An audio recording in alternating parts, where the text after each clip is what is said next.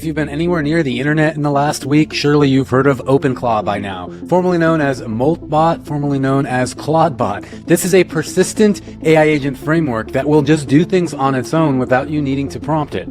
It's got over 50 integrations and you can communicate with it with your favorite messaging app like WhatsApp or Telegram. It blew up on GitHub, as you can see in just about a week, over 150,000 stars. This is truly breaking the internet as we know it and ushering us into a new age of AI.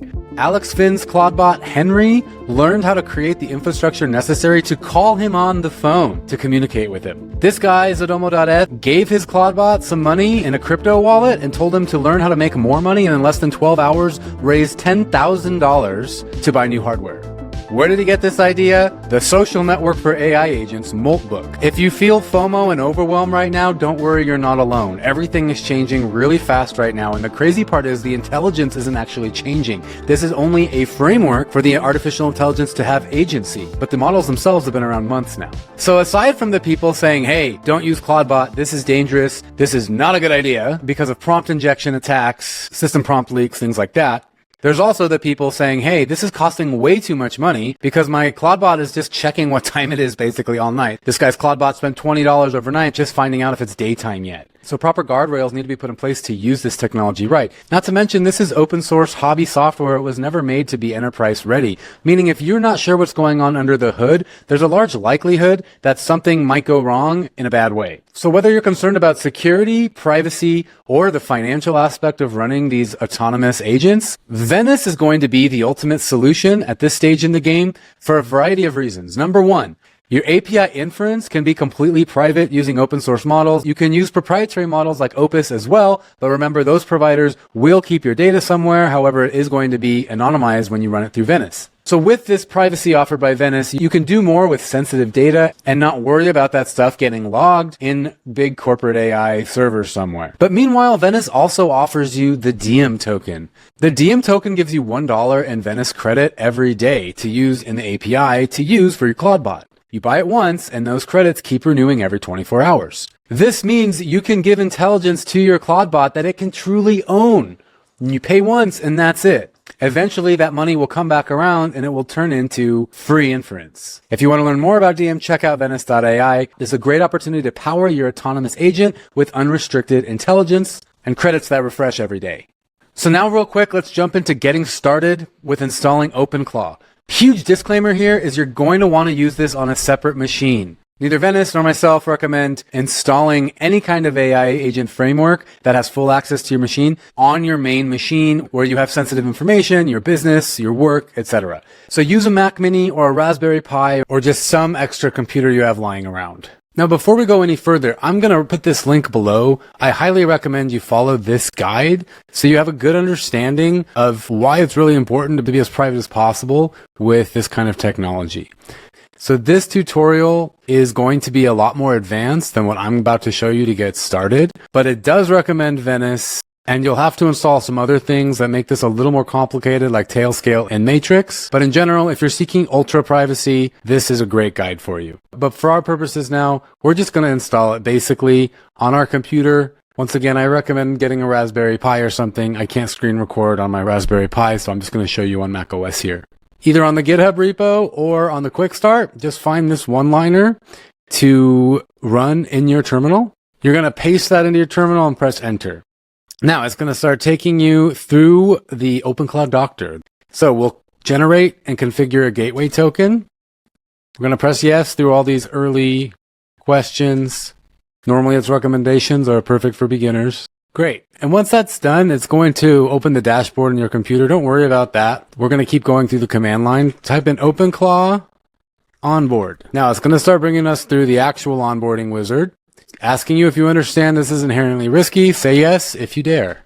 We're going to just do the quick start. We're going to find Venice AI as our model auth provider.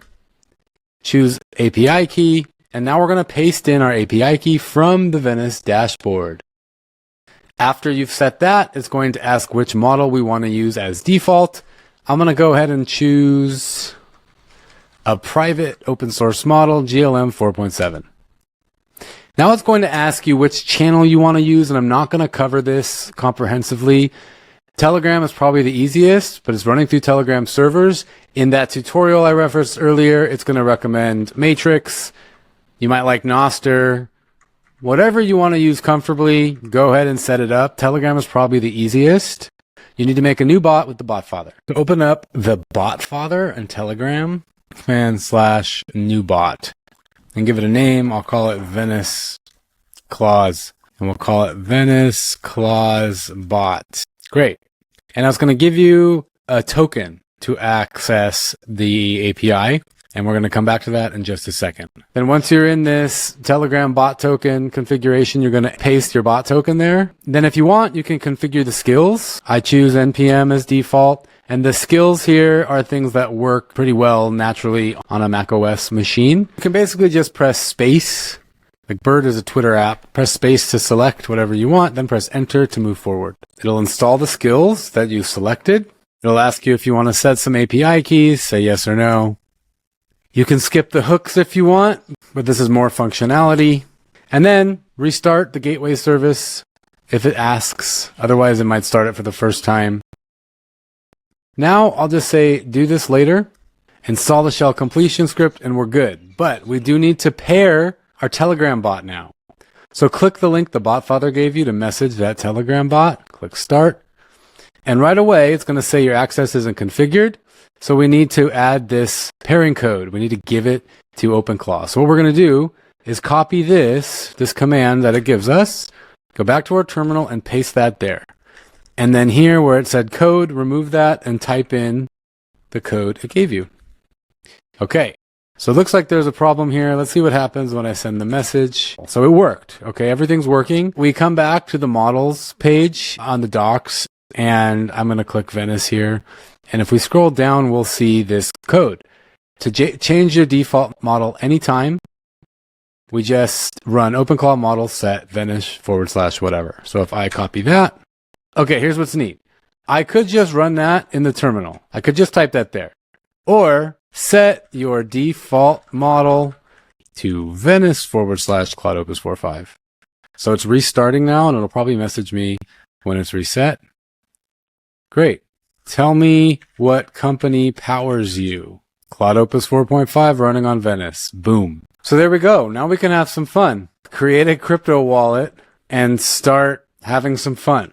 Scrape X for me about all posts happening about CloudBot. Okay, you see what I mean? Now watch. If I were to send just this scrape X for me, it's going to ask for my X cookies. And it's saying, okay, but first I need your cookie tokens. So it tells you how to get this in your browser. You right click, inspect, and then scroll over to this application tab and you find auth token. You copy that, paste it into Telegram, CT0. And now it's going to be able to scrape X for us. And this is how your interfacing is going to go with CloudBot. You just do it all through here and it can change its own backend. It can learn new skills. You can teach it new skills, workflows you want to have happen, etc. There it is. Hot topics. Give me the URL to those first 2 tweets. There it is. Okay, now I can say, every hour send me the hottest new AI posts. All right.